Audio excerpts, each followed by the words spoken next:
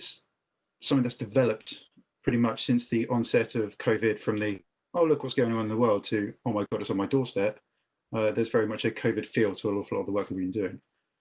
And the final remarks kind of synthesize what we've been doing over the last 3 to 4 months into what the University of Portsmouth, what the local community, the local academy in the region, across with Southampton and other areas, can do together to get these actions and recommendations going forward. So the Osaka Blue Vision, so this slide is very dry, but this Osaka Blue essentially is something that was developed by the Japanese government as hosts of the G20 last year. So the aim of this, in the text, is to reduce additional pollution by marine plastic litter by 2050 through a comprehensive life cycle approach that includes reducing the discharge of mismanaged plastic litter by improved waste management and innovative solutions. This in itself was quite confusing, and we've only really developed what the actual Osaka Blue Vision is. Essentially, it's drawing a line in the sand at 2019 levels. So what we've got is around about an estimate of 8 million tonnes of marine plastic litter entering the ocean. What the Osaka Blue Vision wants to do is decouple the rate at which marine plastic is entering the ocean and keep it at least 2019 levels through 2050. Now, I should stress that this is a rapidly evolving report with the partners that we have, and it has only been going on for the last 3.5 months. So some of the recommendations and everything we say could be changed in a few weeks' time, but this is how it stands. So why the Osaka Blue Vision? Why is it important? So if we look at this graph on the left, the main line we want to look at is this black line here. So this is the amount of plastic waste that's being produced, or estimates of, and it begins to exponentially increase. So it's almost doubling every 10 years with some estimates. What the Osaka Blue Vision wants to do is wants to decouple the amount and have that going up in a linear fashion. And we've all heard about trying to decouple something from an exponential increase over the last few weeks, so I won't go on too much about that. But essentially, it's this line in the sand moment. It's saying, right, okay, let's the 2019 levels so that we're not producing 10 times more, or doubling the amount within 10 years. But unfortunately, there is an awful lot of unknowns. So all of these dotted lines here are all simulations, very good simulations, but they're only simulations at that. So this red line here is all end of life treatment. So that's sending plastics into landfill. And then we've got incineration and recycling. But some of that recycling may end up being mismanaged.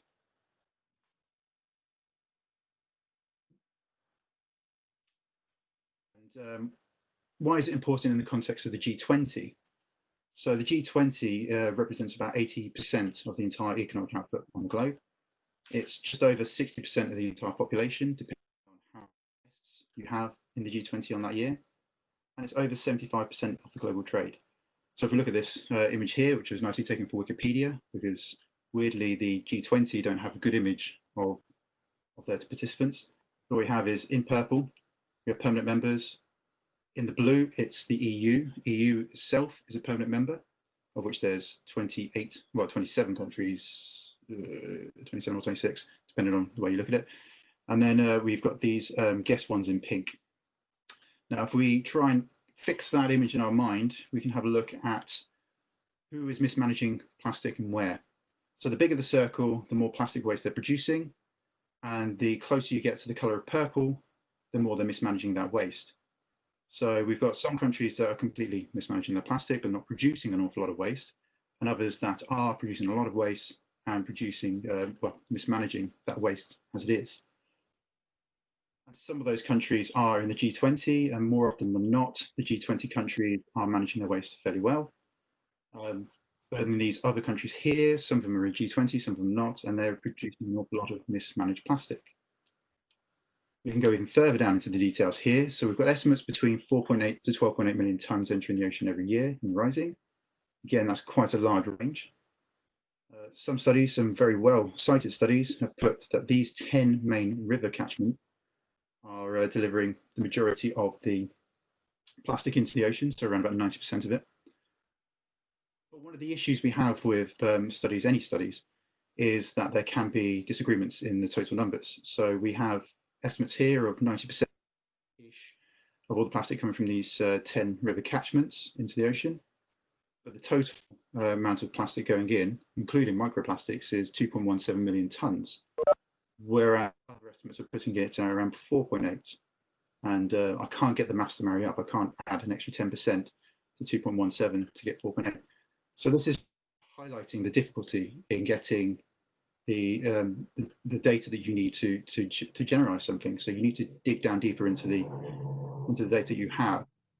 And policy makers don't always have the time or the impetus to do that. So you can almost make the Osaka Blue Vision good on the basis of one output within a year. And we need to be careful of that.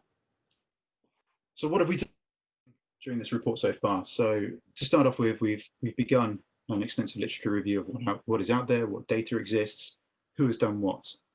And then through doing that and through having discussions with our partners within this, Plastics Europe helping out, we've had the OECD, had the WTO, so the UN, UNEP, the Japanese government, and other organisations, including academia, within this, helping us develop our workshop. We produced a two-day event, of which we had 28 attendees across multiple nations, all in the industry, government, academia, and NGOs, with Revolution Plastics as an enabler in the middle. It was a highly interactive workshop, so not quite like this, whereby we had everything online, but we had notebooks on there and things like that, so we could interact with. And the focus was on these international resource policy options and interventions that are very much generic in their present, in that they target all resources. So this was to very much focus those interventions on how they can be targeted for marine plastic litter specifically, and meet or exceed the Osaka Blue Ocean Vision. The workshop itself was a bit of a baptism of fire, almost literally, in the sense of within a few days of the workshop needing to be attended, COVID-19 became quite a large issue. People started to pull out, migrate onto an online platform, which was a success in itself. It enabled more people to attend for longer parts of the session, so they could come in and come out with their normal commitments. But during that, we also had fire alarms and COVID incidences in the room that we were presenting from. And that still enabled the attendees to carry on the seminar, the webinars without us, which wouldn't have occurred had it not been a virtual environment. So it was quite a nice piece there. The work itself is going through a reactive, iterative process. So it's just about to go out as a Google Doc, all of the attendees to edit, contribute in a real-time process. So if you're not familiar with Google Docs, it's essentially a live document. So that's going to go out to them. Once the work comes back from them in real time, we'll then send that off to the entire plastic team at UNEP, so United Nations Environment Programme, for further review. So that's another 80 people. And then after that, it's going to go off to the G20 groups for their review, as well as the IRP. So it's going to go for an extensive review of around about 150 individuals before the recommendations and policies that we say move forward. And then these recommendations and actions will be delivered, hopefully, at events for the G20, the UN, the OECD, and others. But at the moment, that's all slightly up in the air because of the situation we live in. So the workshop took the direction of moving away from this take, make, waste. So we very rapidly realized that almost all the plastic is originating on land and is coming from land-based sources into the marine environment. And so we took the classic waste hierarchy, which has been embedded in the Waste Framework Directive, of prevention, so just stopping all waste altogether, reducing, and then having sufficient end-of-life catch-all to make sure that there's no leakage. Within that, there was also embedded a circular economy approach. So this is a movement that the EU and a lot of countries are going towards, whereby we try to retain that material in the system until it is no longer economically viable to have that, or it's no longer safe. So the Ellen MacArthur Foundation you put the infinity sign in here. That's not too true, but essentially it's keep the material in for as long as possible and trying to minimize and design out any aspects of waste. And so with that in mind, we came up with 5 scenario intervention areas. So the reduction of plastic production. So trying to design out aspects of plastic and things like that, which has an overlap with substitution. using alternatives that are also sustainable but also have similar behaviours to that of plastics. And then looking at the recycling routes. So that can be the conventional recycling routes through material recovery facilities that we've already got, going towards the more blue sky chemical and biological recycling we have, particularly with the work with undertaken at the Centre for Enzyme Innovation. But ultimately, it all came down to disposal. So marine plastic litter is usually due to a failure and a mismanagement in the disposal of these plastics. If it's useful, it's usually not disposed of. And so we very much looked at the infrastructure that was there and the entry points in, so the export of waste across nations and things like that. One of the things that looks a bit odd in here is the area of microplastics. So microplastics in itself is inherently difficult because of the diffuse nature which it becomes, which it enters the environment and the sheer volumes that we have. And so that had its own discussion point. Because of just the inherent difficulties compared to that of macroplastics and those collected in the conventional manners. So within this, we also were engaging with a company called Systemiq, who were funded by the Pew Charitable Foundation.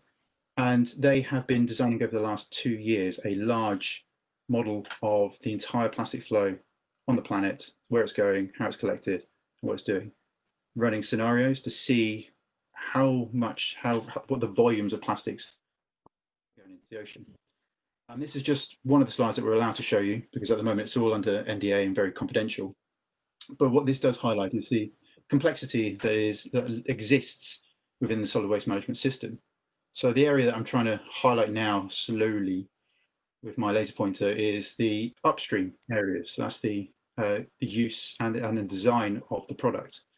Everything else is very much downstream of that use, and this goes into the collection and sorting, which can be completely different on a regional area. So where I live in Southampton has a completely different collection and sorting to that of Eastleigh, a few miles away.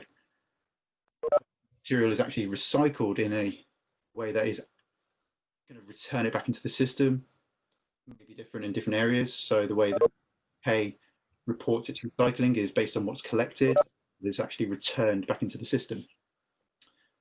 And all areas tend to lead to mismanaged waste. So there will be some form of leakage, whether that's intentional or unintentional. So whether that's going through just general litter where it comes off the back of the lorry, or if it's just being dumped in open sites on beach. And the main point of this diagram is just to highlight that there are a lot of interdependencies, there's a lot of overlap, and it's incredibly difficult to visualize certain aspects on its own. And so this is going to seem to be very much a Bruce Forsyth higher and lower kind of slide. But essentially the outputs here show that if we have business as usual, which is pretty much doing what we're doing now, with no extreme interventions or no interventions that seem to be better than the norm. The linear, which is much where we were about 20 years ago, just continuing our use. And then the system change scenario, which is whereby we put everything that could be reasonably done in place without massive detriment. The simulations come out with a lower cost to the government and to private industries in comparison. There's an awful lot lower leakage to the ocean. Greenhouse gas emissions are reduced, and there's a slight increase in job creation. So we get a triple win in those areas.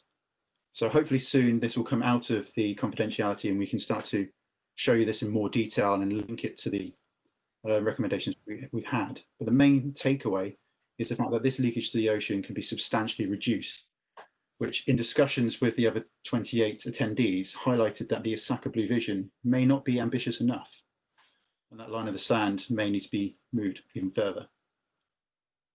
And so what are the recommendations so far? So we've got multiple recommendations, and I've tried to synthesize these down into a few bullet points. But the main things that we were looking at is the treatment of waste in less developed countries. So you have to bear in mind that these recommendations are for G20 and not the receiving nations themselves that may be outside of the G20. So one of the things that we realized is that we need to ensure that whatever waste we send over is being treated in an equally environmentally sound and safe practice. So that would be if we're in the UK and we're sending it to Malaysia, that any practices that occur there would be of equal standard in the UK. Also enable access to finance in these areas. So it shouldn't be that we're just sending it over to these countries because it's cheaper and not caring about the end goal. We need to ensure that they have the finance to develop further those technologies to treat our own waste as well as their own. We should give them access to leapfrogging in technologies and knowledge so that they can jump over the mistakes that we have made ourselves. And looking closer to home, we need to look at the sorting, collection and recycling of plastics within nations. It's incredibly varied depending on where you go. Switzerland are absolutely fantastic at sorting out their waste, and we have certain areas that are not. This difference can create potential issues with internationalization of the transport of waste or the standardization in its own country. We need to then also build on the existing waste management of efficient practices that we have and transition to better methods.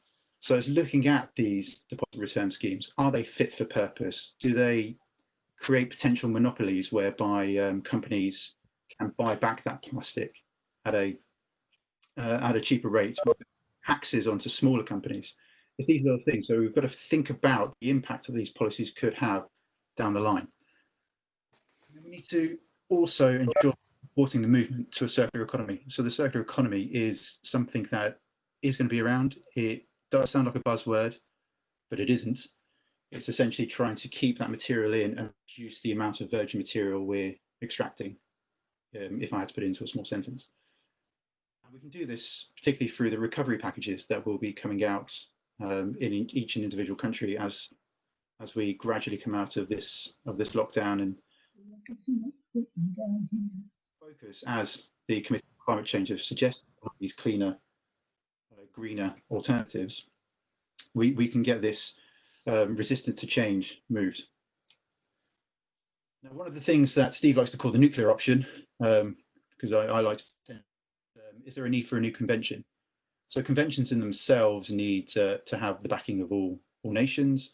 They need to have the finances in place to run them, and they have an awful lot of legal powers within them. So we have two main ones for waste at the moment. The Basel Convention, which looks at hazardous waste, so things that can harm you directly, and the Stockholm Convention that looks at persistent organic pollutants. And both of these have restrictions on where you can send them, why you can send them. You need to pretty much audit and put it down to the nth degree where it's going and why. Some plastic wastes are covered by this hazardous waste and persistent organic pollutants because of the additives that are put in there, but not all of it. And it's primarily this plastic that falls through the gap that is entering the ocean. And so there's potential there that we can develop a convention for plastic waste, or indeed for all municipal wastes, so the waste that we produce at home. But again, this needs to go through review. This could just be a suggestion that doesn't need to be put in place if other actions and other recommendations. And so through that, so those recommendations are more policy-based, more high level. We had a look at some of the actions. So the think piece that we're developing is essentially a discussion of actions that can be undertaken to try and get policies moving, so they're not always on the table just as a discussion, but they're being put in place. And so one of the things that we need to really focus on is a review of the successful policies and innovations upstream. So we have a lot of evidence of the ones downstream through Duke, but we need to look at how we can redesign these materials and enforce that to try and prevent them becoming waste in the first place. And through that, we can develop a toolbox. And what I mean by that is a series of skills in an area that we can utilize to answer the how good these technology techniques and policies are. One of the things that we've noticed is that there is a definite need to extend the modelling of plastic waste and its flows, particularly on a collegiate level. So classically, researchers will do their work on their own. They may present it in formats such as this, but essentially they'll go away, do best practice as they can, and they may come up with different results in different areas. This is difficult when we're trying to talk on a global context on certain things. So a more collegiate effort is needed to just work out how much plastic is actually entering the ocean. And then through that can be supported by a knowledge exchange platform, whereby we get representatives from all sectors and nations. to advise the governments, researchers, industry, and ultimately the public, the people who are producing some of this waste. And then again, for this, we need to look potentially locally. So a lot of the waste is, well, all waste is produced pretty much local, and they all have different ways of producing that. You also have differences in the kind of people you've got. So someone on the south coast of the UK will have a different waste producer profile to that of someone in Nairobi. And the policies that could be put in place within a United Kingdom aspect could be completely detrimental to the areas in Kenya.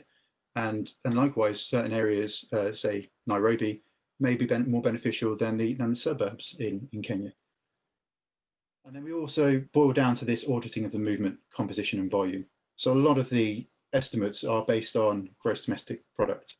And as we know, we're going to go through a recession quite soon, which could potentially knock off 35% of that GDP, but it won't necessarily reduce our waste arisings by 35%. And through that, we can then create a substantial baseline to monitor the impact of this vision and these interventions, and be more reactive in what we want to do. So quickly, I'm quite aware of time, so quickly I wanted to go through some of the COVID-19 impacts that we've seen so far.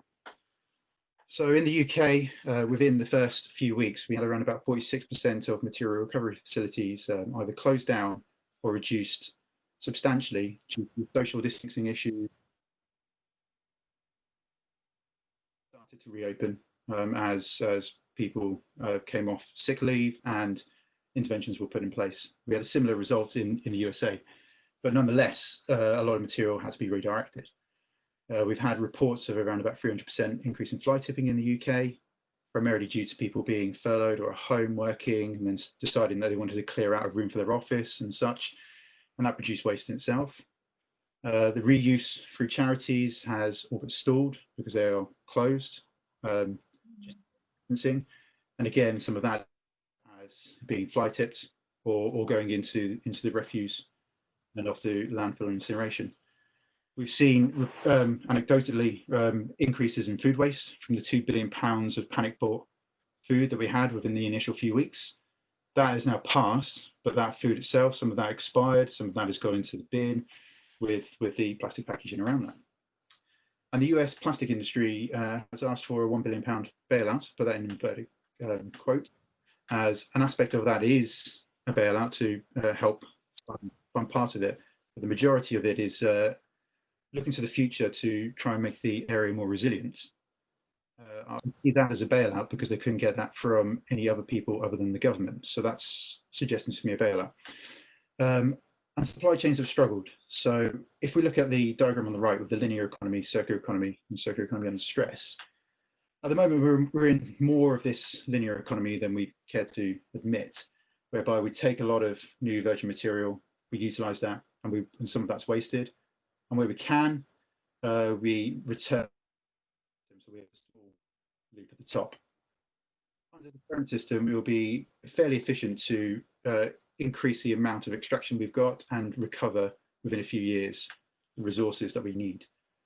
But if we were in a full circular economy, whereby we're only using new virgin material to replace those that are completely lost to the system because they're uneconomical, when that becomes stressed, in situations that we've seen over here where we're recycling less, then as we start to come out of this lockdown, we wouldn't have those resources there to rebuild from. We'd have to start to increase the amount of new virgin material being extracted, which could put stress on both the environment if that infrastructure is not in place anymore, and add a bit of a double hit. And one of the reasons for that is areas of the supply chain are potentially quite narrow.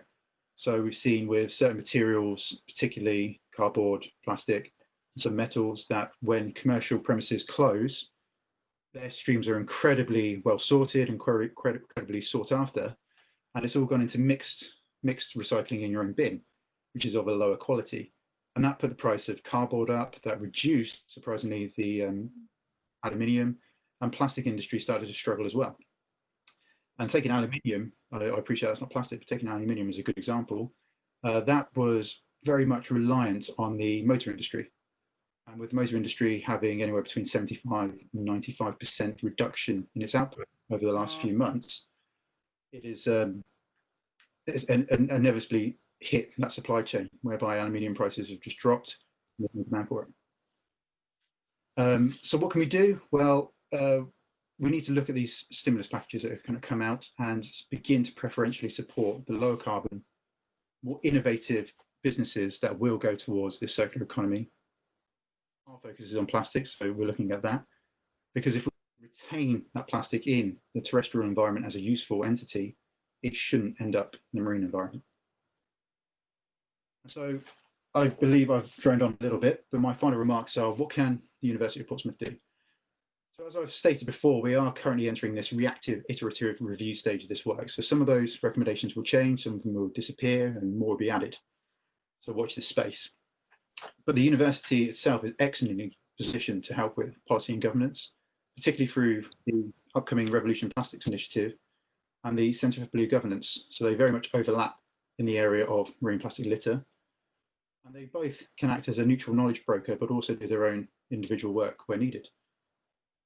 We're also looking at disruptive technologies and behaviours in those. So we've got looking at composites. We've got use changes with Lisa Jack and food waste and this interaction with plastic and the supply chains there. And then the recycling, which is the flagship entity of the University of Portsmouth, McGeehan, in the enzyme innovation. And then we also have this model development. So how can you utilise, how can you incorporate the circular economy? And so this that the city has a big Interreg project on circular systems there. And then throughout the day-to-day at the university, we have business engagement. So one of the companies designs who take non-recyclable plastic bags at the end of their life, melt these down into artisan shapes and marbled colours here. And then in this example, they're turning it into a large battery bank. So they're actually taking waste electrical items that are at the end of their life, reinvigorating them, and then putting them into these products here to charge your phone. And then through all of this, the university itself could act as this toolbox. We do have the skills there. We are already beginning to develop best available technology, so we can link the policies to that. We do have the science and knowledge base present to be able to audit the waste flows and determine the environmental impacts of nano, micro, and macro plastics. And we need to know what they do in the environment. It's quite a novel area that seems to have emerged over the last 10 years. And we also need to look at ways in which we can catch them and stop them going into the environment that aren't economically detrimental. And then through this, we can use Portsmouth as a living lab. So as one of the densest populated areas in the UK, we're well positioned to look at interventions in that area. Now, I don't mean getting individuals and then send them off with their own experiment and seeing whether something's good or bad, but more looking at the best available practice that we have, the most efficient practices, putting them in place with organisations such as Portsmouth Council, and then seeing if they do have a positive impact, and then beginning to roll these out. So I'd like to say thank you very much for listening. I'd also like to say that it's not just myself that's been doing this work. There are an awful lot of other people behind the scenes. So we have Saida, we have Sam, we have Steph, we have Caroline, obviously Steve, myself, and then the 28 other people who kindly attended our workshop, and Simone at the UN for putting up with me. So thank you very much. Thank you very much, Kieran. That was absolutely fascinating. We could see the depths of your study, the team, the fact that it's extremely interdisciplinary, and this is precisely what we're trying to do at the University of Portsmouth, to put forward more interdisciplinary work spanning from a very wide range of disciplines. We've had a number of questions when you were talking, and interestingly, Steve has responded to a few already. However, I think it's good that we all share these questions and responses. So if you don't mind, I'm going to start with the first question that I saw, which was from Fiona, I think. So let me try to find that again. Fiona, if I do remember well, was asking about the fact that this waste comes from countries everywhere in the world. It's not a country waste, but it's a variety of countries. How do you address that? aspects within the recommendations. So we're looking at if you can enforce that the treatment is as good as the host nation that's exporting it. So the exporter has to ensure that it's of equal quality in treatment, then that'll improve it. Well, we've got, so I kind of thought you might be asking questions like this. So the export of plastics was increasing in the EU. So the EU is one of the best places to look at the export of plastics because they audit it quite well.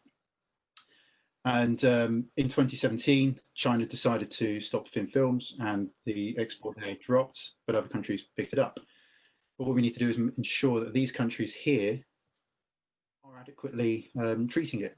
And if not, we should penalise not them, but ourselves. And that's a combination of ensuring that the waste that we export is of a good enough quality that they can actually do something with it, which is one of the reasons why China stopped accepting our waste, but also ensuring that they've got the facilities there. And if they don't have finances to support that, we need to create strong methods for them to gain access to it.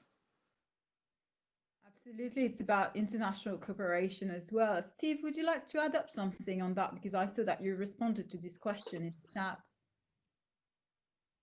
Well, you caught me by surprise there, Layla. I was answering another question. I think the only point I would add, if it's okay with you, is just to say that the export of plastic waste to other countries is a well-recognised problem on the global scale, and some recent research has shown that somewhere between 400,000 and 1 million people die per year in developing countries as a result of mismanaged plastic litter, largely through inhalation or ingestion of plastic, where the plastic ends up in places that don't have the infrastructure to deal with it. Quite often it's burned. And of course, that generates toxic fumes. People breathe those in, and it has very severe public health implications very quickly. If I may, Layla, one of the later questions is about how human health and plastics are related to each other. And I was just agreeing, which I was just typing when you caught me out there, that it is a huge research gap, and it's quite well recognised that the next frontier of plastic research in some ways is really trying to understand the biophysical implications to humans of breathing in plastic, because people will have probably heard on the news and on the radio and TV and so on, that increasingly we're finding plastic in the wind, on top of mountains, in our drinking water. And so it's an all-pervasive issue that we need to at least understand. Thank you. Back to you there. So again, stressing the interdisciplinarity of research very much. We had many questions, really. I've seen a lot of questions on the PPE and the COVID-19 crisis. How come we have even more plastic today? Kieran, you've addressed that already in your presentation at the end of it, but would you like to add a few words on that? Yeah, so I think within the plastics issue that we've got, we can't demonize it. We can't demonize it. Yes, people want to buy products now with more plastic on because they feel safe, and we should be allowing that in these times. There is an increased use of PPE, but the tonnage of that material is quite low, so it's all thin filmed. It's all very lightweight plastics, and this situation will eventually pass, hopefully, and we can start moving on and looking at alternatives for those materials and taking them on. So we are starting to see some issues, but it'll be a while before we actually get a true picture through of the impacts. So the amount of plastic coming through. So there's potential that with people shopping once a week, they're actually buying less single-use items and buying more items in bulk, which use less packaging. So it could be ironing out, but again, there's people with their finger more on the pulse than myself, such as Sally Beacon and Adrian Wyatt at Western Europe, that could talk at length about the issues with plastic here. Excellent. Thank you so much, Kieran. Again, we had a question from our colleague Sue, who was asking. Sorry, can you please kindly mute your mics? I've said that a number of times, but new people are coming in, so then we have to say it again. So just saying, we have a question from our colleague Sui, who is asking, and we touched upon this question already, but it's good to discuss it again.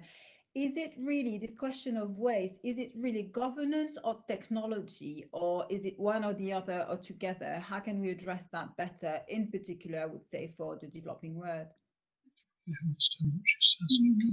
I think you've hit the question on the head there. So it's essentially a combination of both. So governance will help change the behaviours, and it will help create access to finance and the impetus. Whether that's going to be legally bound is one thing.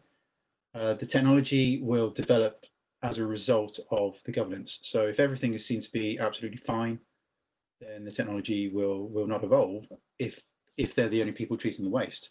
So if you can create a competitive market, you create a value for that material, the technologies will come.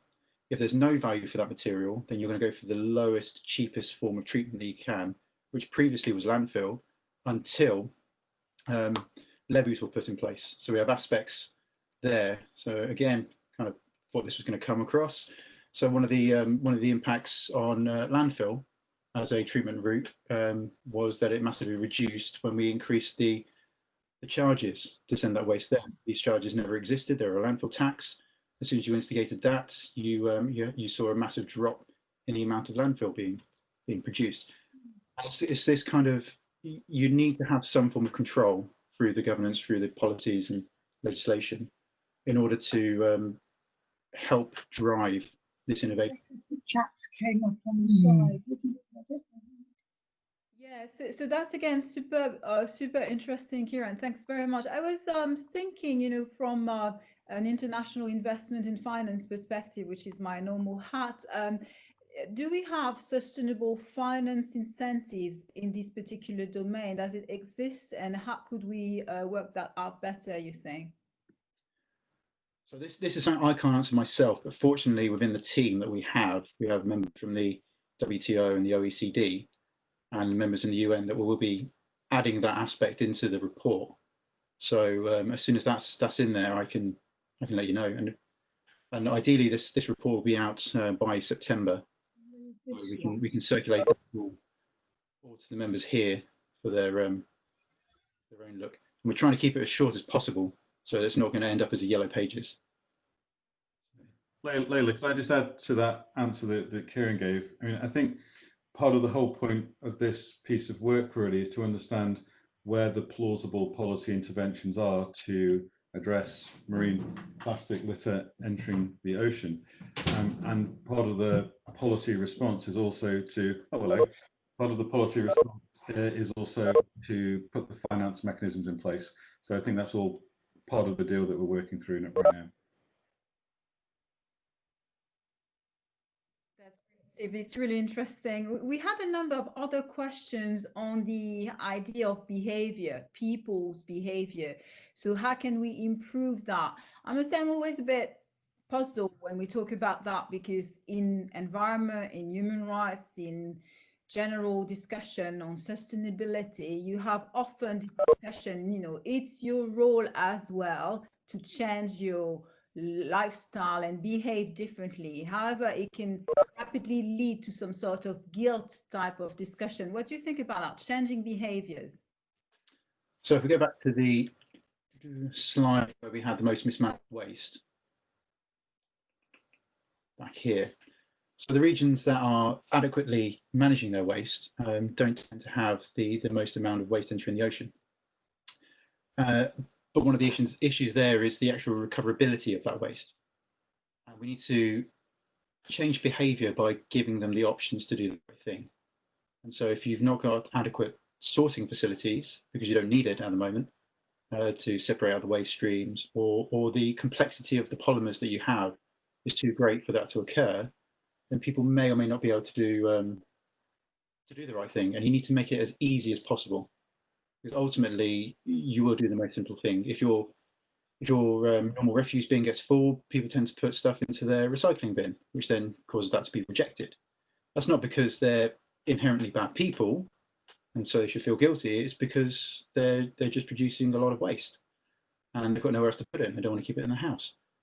So it's areas like that, and this piece itself doesn't deep dive into those kind of issues, but it needs to highlight that as an aspect for the policymakers to be aware of, and it'll be different in different regions. So regions over in Asia, Southeast Asia, and that it may be due to the export of waste that's being sent there, but it also could be due to the lack of infrastructure that they've got.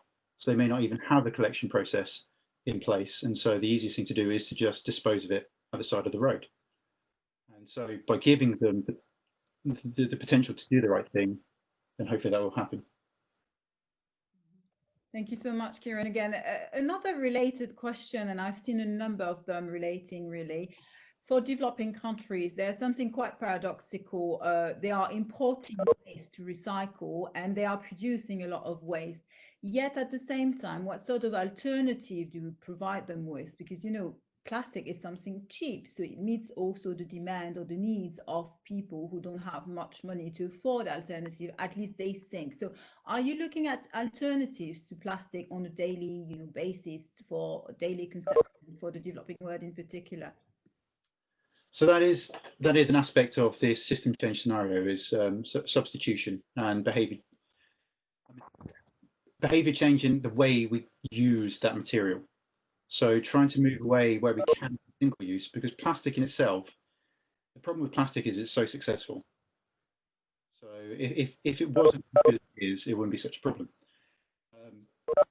But we're looking at substitution in the sense of, do we go to these bio-based materials? Do we use an entirely different material for that product? And that's more detailed than this needs to go into, but we're aware of it. So you're going, okay, so what happens if a proportion of the material is replaced by this? And do a life cycle approach, which is all part of this Osaka Blue Vision, to see, well, actually, what's the implications of using glass syringes instead of plastic syringes? You've got weight issues, you've got the fact that it can break, all these different things. All the way through to, can we use more solid plastic? So you actually use more plastic for your packaging, so you can reuse directly as is.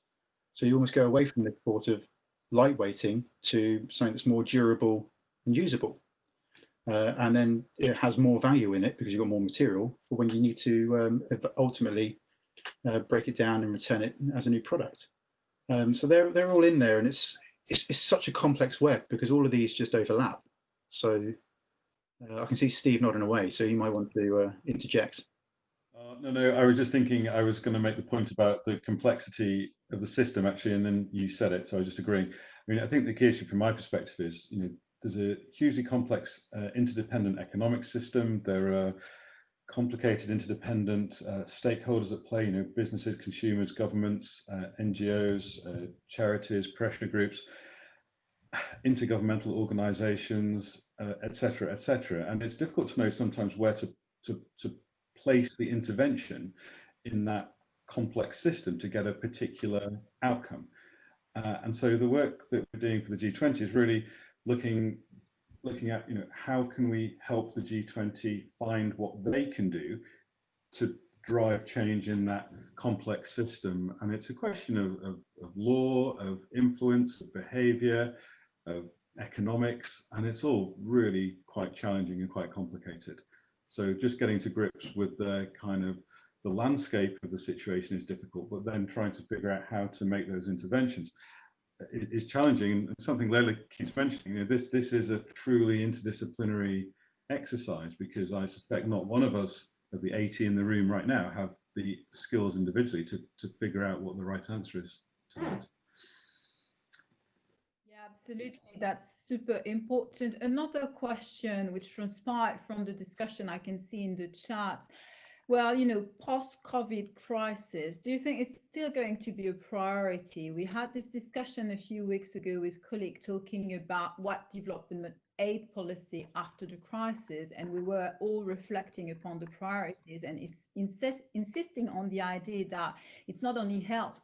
You do have a number of things which are still very much priorities, but there is this saying at the moment, according to which climate and plastic might suffer from the COVID repercussion. What do you think about that? That in itself is an incredibly difficult question. So that's trying to predict the future when government can't predict tomorrow. Um, so essentially, with plastic is a fantastic material in itself. That is why it's being used as it is at the moment, and it should continue to be used as it is at the moment in the ways that they are. But we will still have these issues tomorrow. We still have them today, and so it's being aware that we need to come. We haven't stopped. Um,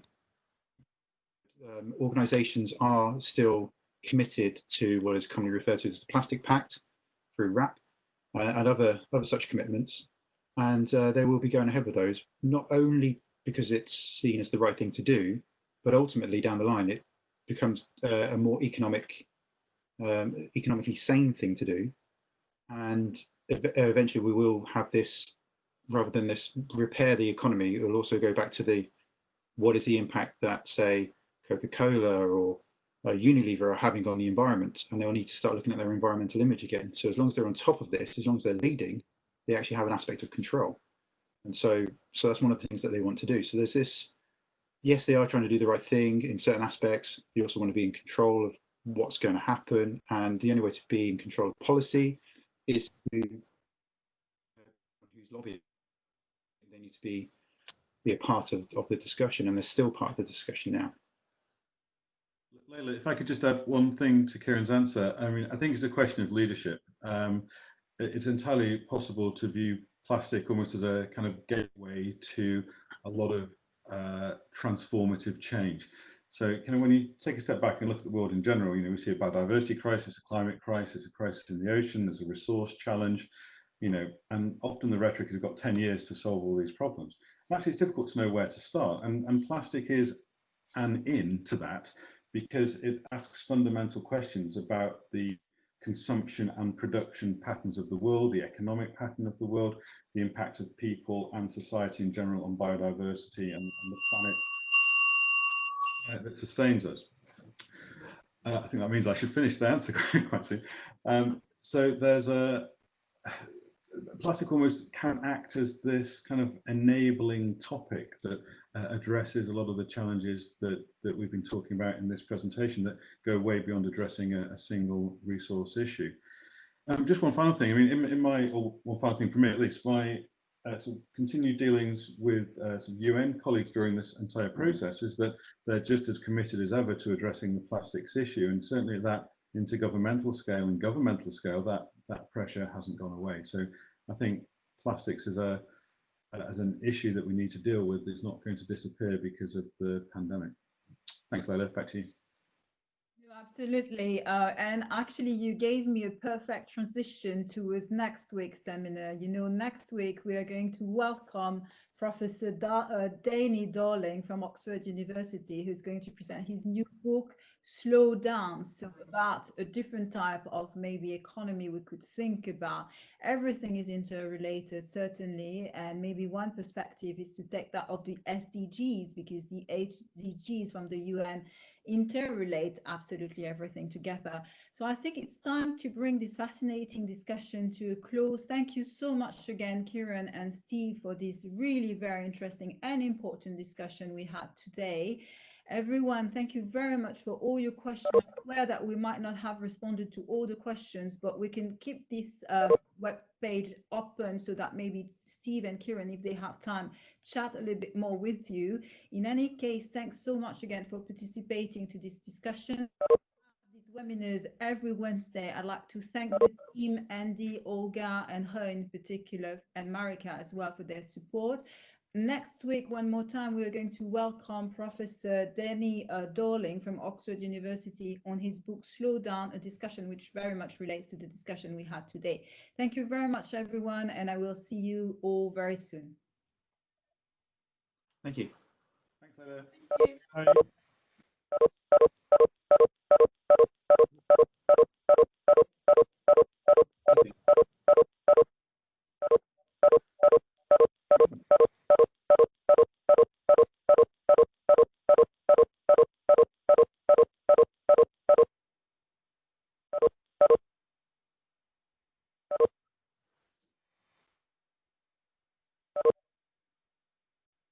There we go.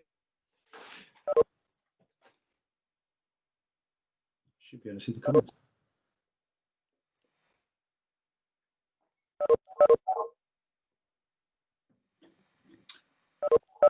It struck me that we could capture the comments and anything that relates to the report, we could use this as an additional consultation activity. I'm on that now. I've been pacing away. Indeed. For the people who are still here, do you have questions? If not, we are going to close the session. But if you have questions and you want to grasp the opportunity with small group now, it's just easier maybe to ask questions. There is a hands up function, so you can click the little hand next to your name and ping.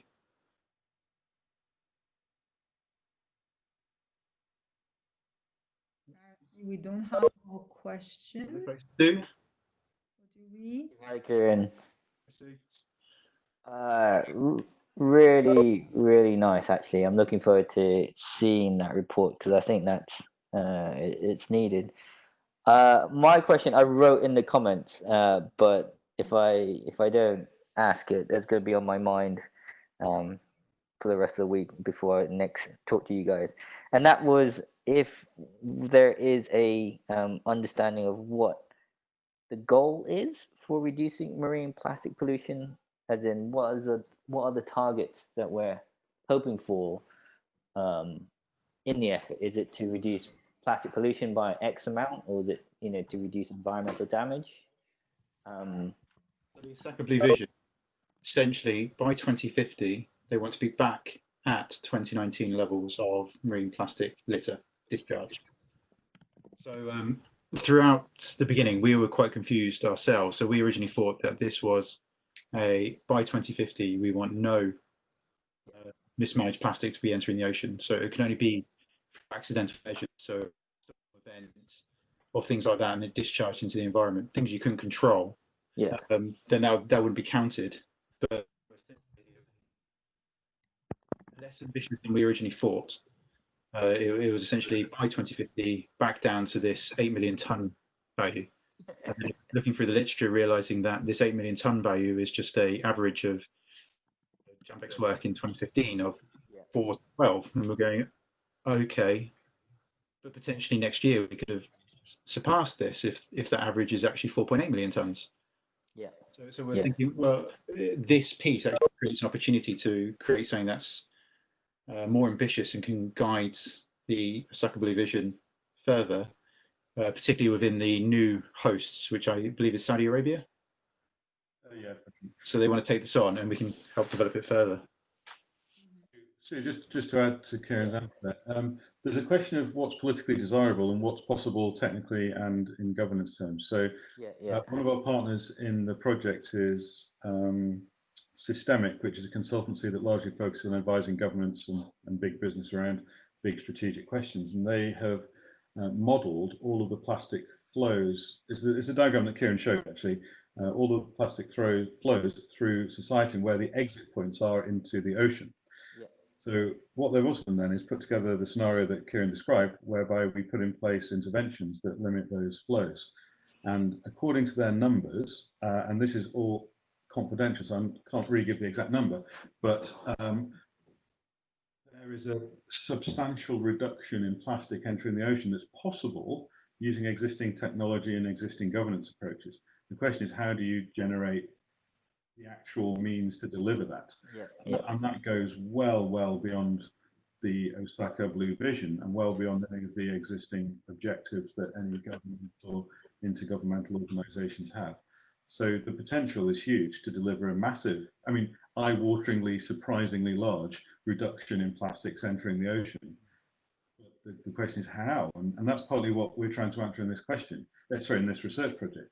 How do you deliver the ambitions that we know now are possible, or at least we know through modelling that we think are possible? How do we deliver those in actual fact through policy interventions using the G20 as the vehicle to deliver those interventions? If that makes any sense at all? Yes, it does. So so that relates that was related to the question of how much of it is a implementation challenge, like delivering it, or how much of it It's just we can't do it even though we want to because we don't have the technology. Yes, and so it is an issue about how do we then get people and companies and to do the right thing in quotation marks. So taking, if you assume that we have the technology and we have the know-how to do it already, then I guess it ceases becoming a technology question. It becomes an implementation question.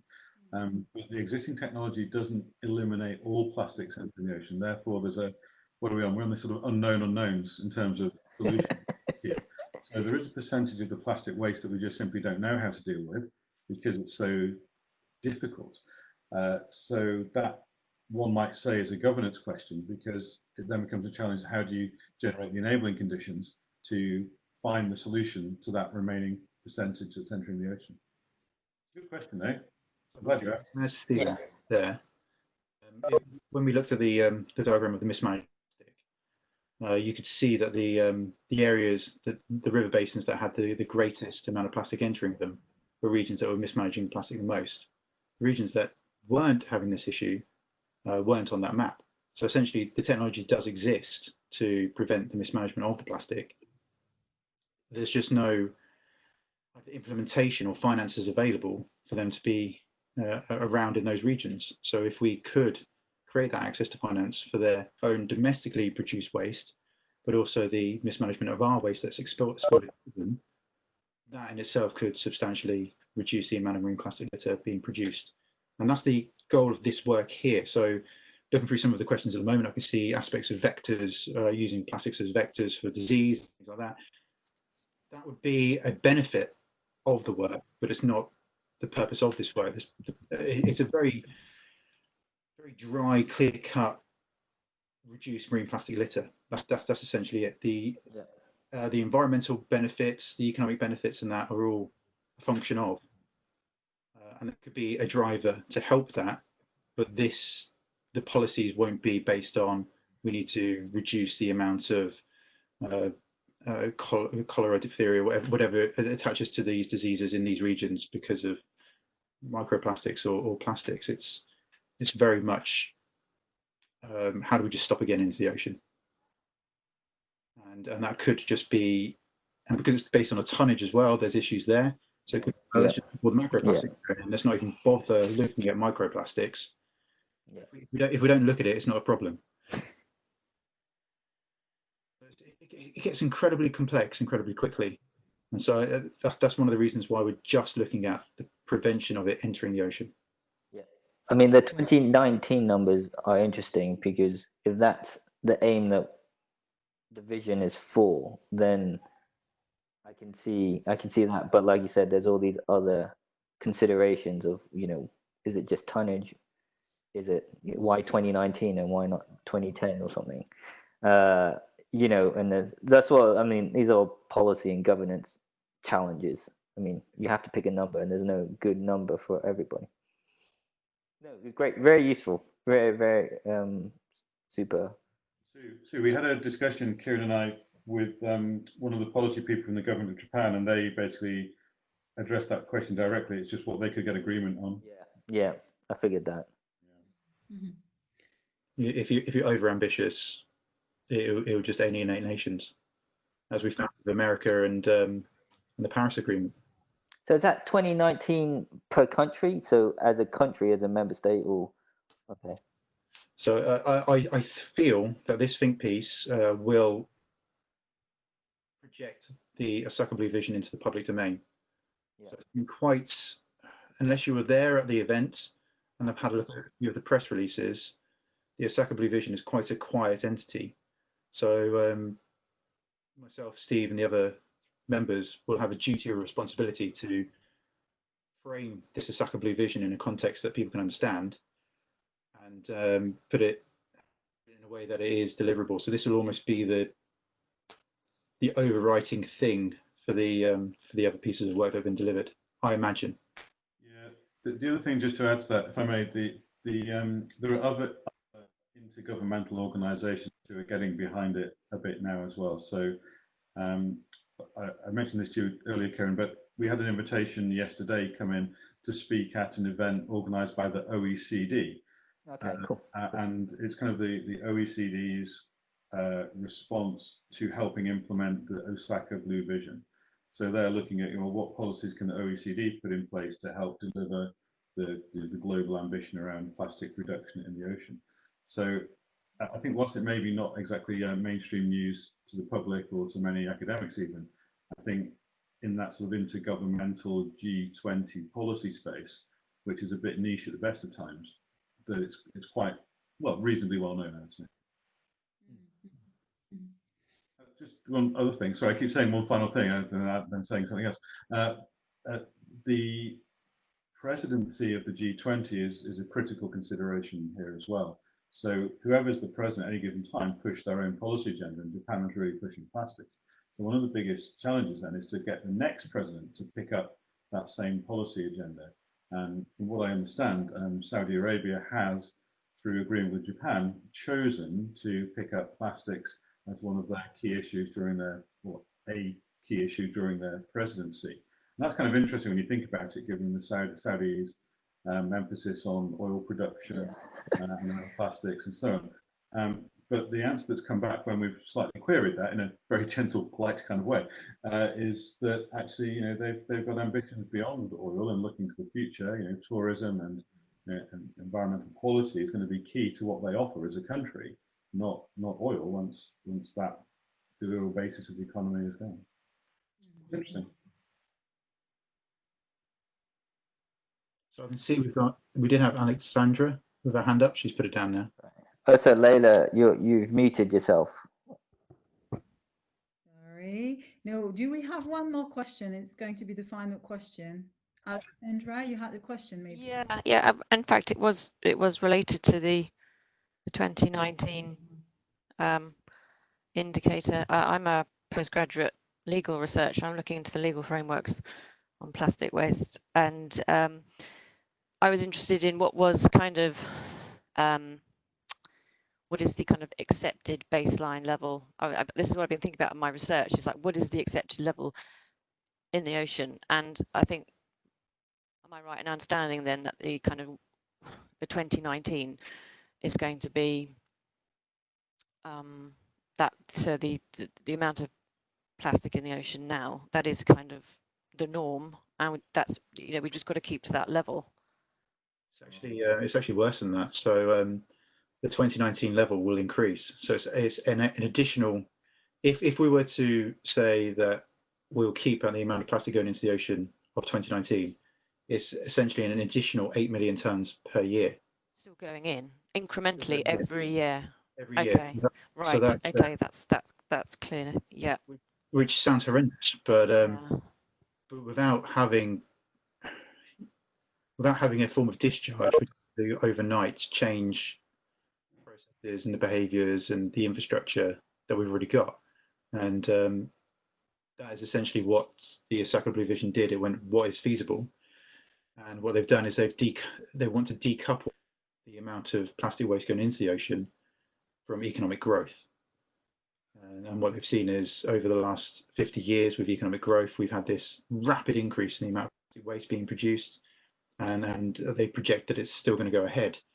So trying to separate economic growth from the amount of waste is incredibly difficult. Few countries have done it, and so they've actually got a big ask there. But when you talk to anybody else with interest in the environment, it just sounds horrendous. Yeah. Alexandra, just to add to that, two things actually. Number one, would you mind just dropping me an email so we continue this conversation separately? Because all I'm seeing is your name, Alexandra, so there's no way to then get back in touch. So yeah, really sure. helpful. My email is steve.fletcher@port.ac. Sorry, steve.fletcher. STEV. Yeah, cool, thank you. And the second point really is, it's an interesting question. I mean, what is an acceptable amount of plastic in the ocean? And depends who you talk to. I mean, the Osaka Blue Vision is obviously being driven by the G20, but that doesn't necessarily give it any kind of moral authority or any kind of ecological correctness in any sense, or even any kind of pollution acceptability level. I mean, it is very much an arbitrary political compromise, I would say. And I think if you were to ask other intergovernmental organizations like UN Environment, they would have a breakdown if they, if they thought 2019 levels were acceptable in any sense whatsoever. So I mean, you probably know this already, but there is huge competition between UN Environment versus OECD versus G20 versus G7, to really have the policy that makes the difference. And so there's a lot of one-upmanship on all this sort of stuff as well. So I would I would counsel you against at any stage saying 2019 is an acceptable level of pollution. No, I was just horrified when I first heard that, and because it's just interesting how perspectives change. Because obviously when I was growing up, you didn't see these kinds of levels of plastic, but children now just assume that that's what the ocean looks like, and so that worries me that politicians think, well, people perhaps they're not quite so concerned because that's kind of what they've got used to. That's what I meant by sort of acceptable, but I certainly, yeah, I find that quite horrific. Yeah, me too. Okay. I think that was the last question. Thank you very much, everyone. On the OECD, there's something really interesting because it happened before in international investment law. The OECD in the 90s started to take the lead to draft an international treaty, but it failed, not necessarily because the treaty was a bit problematic, very liberal, very investor friendly, but also because the OECD had no legitimacy for the third word to represent a number of countries. So I'm a bit worried that today it would be the same. We'll look out for that. Same is true for the G20 actually. Yeah. Legitimacy really, and not much, although they are big and they are rich, but they don't represent many people, in fact. Anyways. Oh no, don't say that. There's no hope. There's no hope for anything. Anyways, a lot to be done. That was really fascinating. Thank you so much again. It has been recorded. Hopefully we hear what you said, despite the fact that we had a few people who were not muted, but it's been recorded and it's been really very interesting. Thank you so much, everyone, and thanks particularly to Stephen and Kieran. Yeah, thanks, Ella. Thanks very much.